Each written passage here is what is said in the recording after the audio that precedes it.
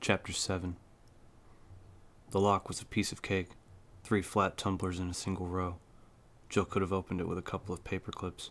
According to the map, the door would open into a long hall. Sure enough. She took another long look at the pocket computer's screen and then slipped it into her pack, thinking. It looked like there was a back way out through several halls and past a series of rooms. She could look for Wesker and the others along the way and maybe secure an escape route at the same time. She stepped into the narrow corridor, the fully loaded Beretta in hand. It was a study in weirdness. The hall wasn't all that spectacular, the carpet runner and wallpaper done in basic tans and browns, the wide windows showing only the darkness outside, the display chests that lined the inner wall, though. There were 3 of them, each topped by a small lamp, and each prominently displaying a wide array of bleached human bones on open shelves, and interspersed with small items of obscurity. Jill started down the hall, stopping briefly at each bizarre spectacle. Skulls, arm and leg bones, hands and feet. There were at least 3 complete skeletons, and amidst the pale and pitted bones were feathers, clay beads, and gnarled strips of leather. Jill picked up one of the leather strips, then put it down quickly, wiping her fingers on her pants. She couldn't be sure, but it felt like she imagined tanned, cured human skin would feel, stiff and kind of greasy. The window behind her exploded inward. A lithe, sinewy form lunged into the hall, growling and snapping. It was one of the mutant killing hounds, its eyes as red as its dripping hide. It charged her, its teeth as bright and dangerous as the jagged glitter of glass still falling from the shattered frame. Back between 2 of the chests, Jill fired. The angle was wrong, the bullet splintering the wood at her feet as the dog jumped at her, growling deep in his throat. It hit her in the thighs, slamming her painfully against the wall, gnashing to get its jaws at her flesh. The smell of rotting meat washed over her, and she fired again and again, barely aware that she was moaning in fear and disgust, a sound as guttural and primal as the furious dying shrieks that came from the canine abomination. The 5th bullet fired directly into its barrel chest, knocking it away. With a final, almost puppyish yelp, it crumpled to the floor, blood gushing into the tan carpet. Jill kept her weapon trained on the still form, gulping air in huge, shuddery breaths. Its limbs twitched suddenly, its massive claws beating a brief tattoo across the wet, red floor before it lay still again. Jill relaxed, recognizing the movement as a death spasm, the body releasing life. She'd have bruises, but the dog was dead. She brushed her bangs out of her eyes and crouched down next to it, taking in the strange, exposed musculature and huge jaws. It had been too dark and hectic on the run to the house to get a good look at the things that had killed Joseph, but in the bright light of the corridor, her initial impression wasn't changed. It looked like a skinned dog. She stood up and backed away, warily eyeing the row of windows in the hall. Obviously, they offered no protection from the hazards outside. The corridor took a sharp left and she hurried on, past more of the macabre displays that decorated the inner wall. The door at the end of the long hall was unlocked. It opened into another hall, not as well lit as the first, but at least not as creepy either. The muted gray-green wallpaper sported paintings of generic scenery and gentle landscapes, not a bone or fetish in sight.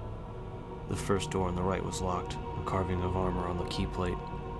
Jill remembered the list on the computer, something about night keys, but decided not to bother with it for now. According to Trent's map, there was a room on the other side that didn't lead anywhere. Besides, if Wesker had come this way, she didn't imagine that he was locking doors behind him. Right, just like it was unlikely that Chris would disappear. Don't assume anything about this place. The next door she tried opened into a small bathroom with an antique feel, complete with a ceiling fan and an old-fashioned 4-footed tub. There was no sign of recent use. She stood for a moment in the stale tiny room, breathing deeply, feeling the aftermath of the adrenaline rush she'd had in the corridor. Growing up, she'd learned how to enjoy the thrill of danger, of sneaking in and out of strange places with only a handful of tools and her own wits to keep her safe. Since joining the S.t.a.r.s, that youthful excitement had faded away, lost to the realities of backup and handguns, but here it was again, unexpected and not unwelcome. She couldn't lie to herself about the simple joy that often followed facing death and walking away. She felt good. Alive. "Let's not have a party just yet," her mind whispered sarcastically. "Or have you forgotten that stars are being eaten alive in this hellhole?" Jill stepped back into the silent hallway and edged around another corner, wondering if Barry had found Chris and if either of them had run across any of the Bravos. She felt like she had an advantage with the maps and decided that once she'd checked out the possible escape, she'd go back to the main hall and wait for Barry. With the information on Trent's computer, they could search more quickly and thoroughly.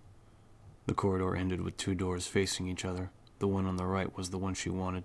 She tried the handle and was rewarded with a soft snick of the bolt retracting. She stepped into a dark hall and saw one of the zombies, a hulking pale shadow standing next to a door maybe 10 feet away.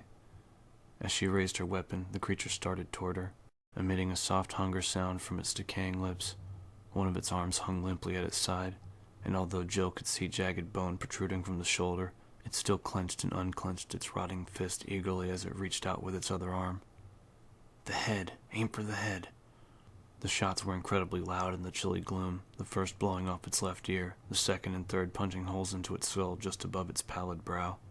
Dark fluid streamed down the peeling face, and it fell to its knees, its flat, lifeless eyes rolling back into its head.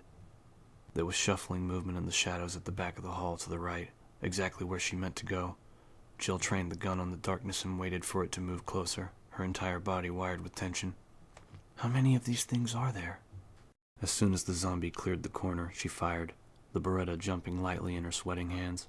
The second shot punctured its right eye, and it immediately collapsed to the dark, polished wood of the floor, the sticky, viscous material of the blown eyeball flecked across its skeletal face. Jill waited, but other than the spreading pools of blood around the dead creatures, nothing moved. Breathing through her mouth to avoid the worst of the stench, she hurried to the back of the hall and turned right, down a short, tight passage that dead-ended at a rusting metal door. It creaked open, and fresh air flooded past her, warm and clean after the morgue-like chill of the house. Jill grinned, hearing the drone of cicadas and crickets on the night air. She reached the final leg of her little excursion, and although she wasn't outside yet, the sounds and smells of the forest renewed her sense of accomplishment. Got a secure path now, straight to the back of this place. We can head north, hit one of the logging roads, and hike down to the barricade.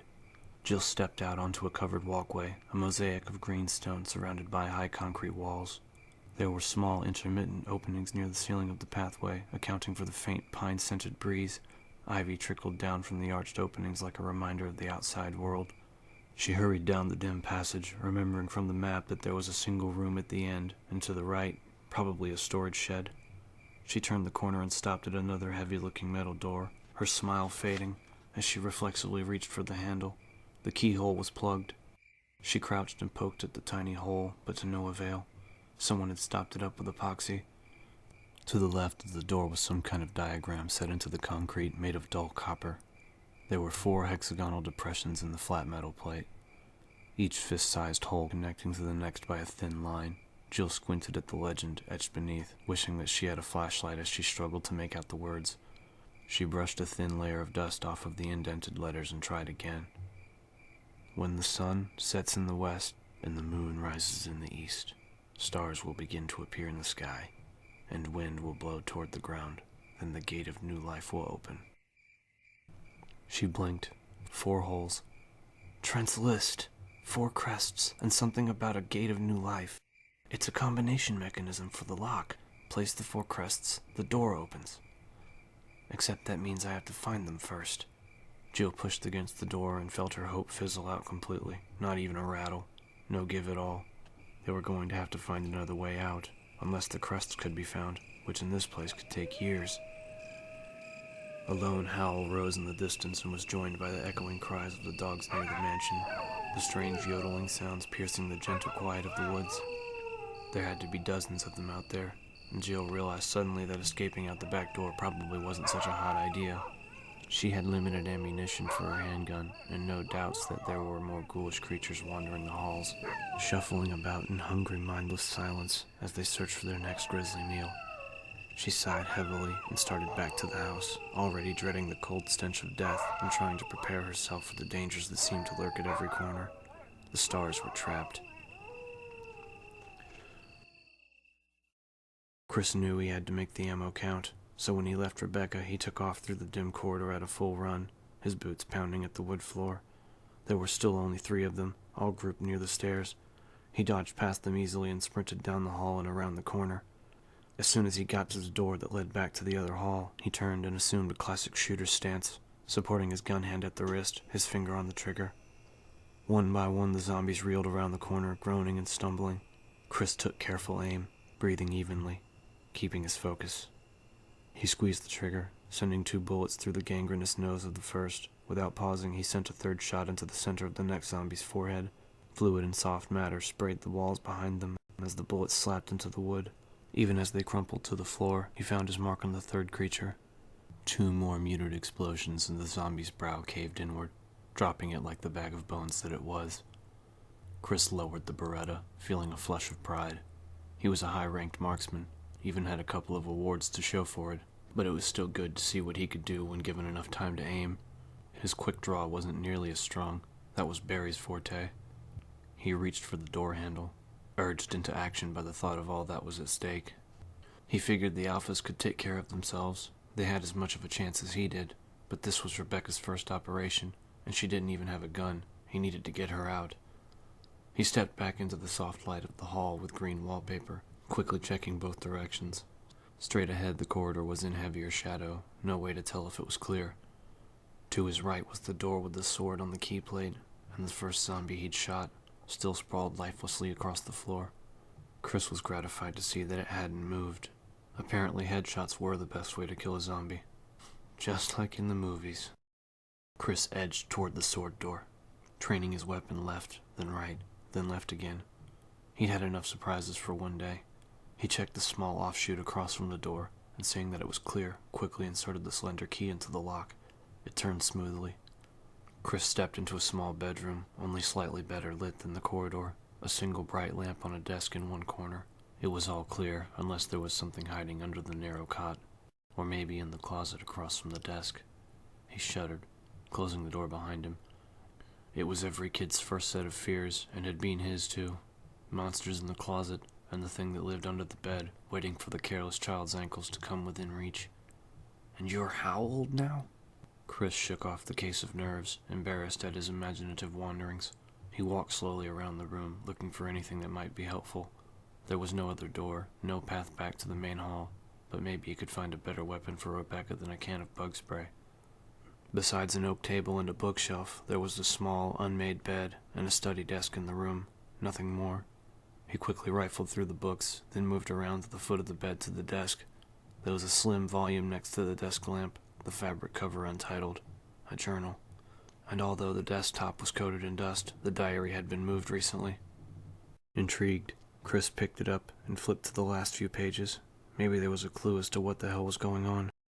He sat on the edge of the cot and started to read. May 9, 1998. Played poker tonight with Scott and Alias from security, and Steve from research. Steve was the big winner, but I think he was cheating. Scumbag. Chris smiled a little at that. He skipped down to the next entry, and his smile froze, his heart seeming to pause in mid-beat. May 10, 1998. One of the higher-ups assigned me to take care of a new experiment. It looked like a skinned gorilla. Feeding instructions were to give it live animals. When I threw in a pig, the creature seemed to be playing with it, tearing off the pig's legs and pulling out the guts before it actually started eating. Experiment? Could the writer be talking about the zombies? Chris read on, excited by the find. The diary obviously belonged to someone who worked here. Had to be. Meaning that the cover-up was even bigger than he'd suspected. May 11, 1998. At around 5 a.m., Scott woke me up, scared the shit out of me too.